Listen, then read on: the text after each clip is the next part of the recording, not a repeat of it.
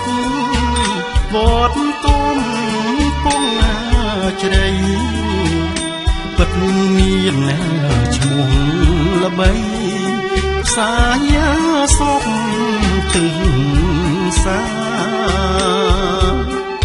គល់ឈើក្រហមដីកងឆ្នៃអើយរញ្ញាចនាអិនត្រីពោះស្វាកំប្រុកកុកត្រីនាំអើយភ្ញៀវទិញសចរគ្រប់ទិសទីចង់មកគយគុណសំភី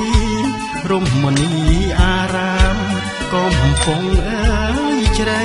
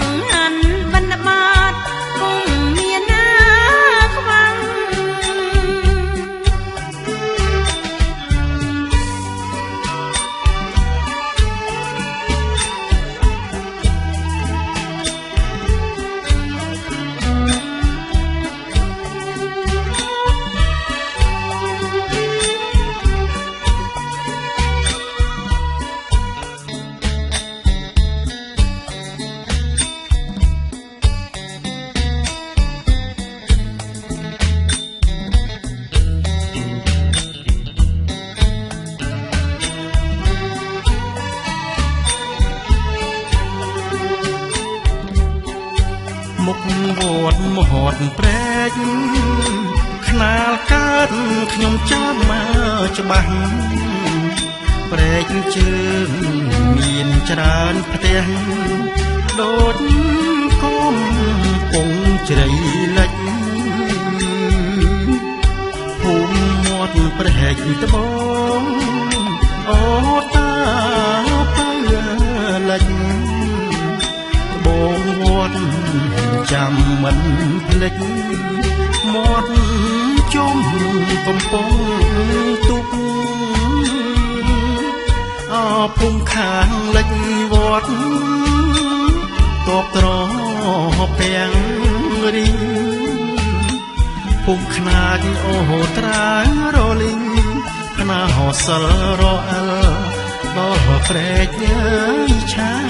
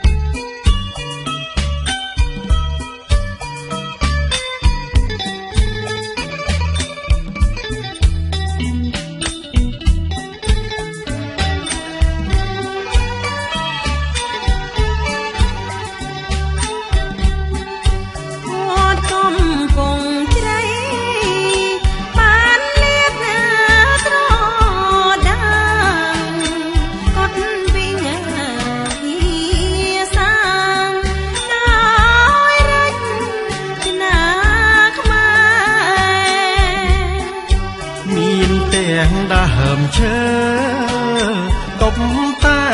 ងហោហាមិនចង់ឃ្លាតទេចង់នៅទួងស្នាអើកំពុងជ្រៃអើយខ្ញុំពេញចិនដាគ្រានេះខ្ញុំសូមលាសនាសន្យាវិលវ័យជួបថ្ងៃ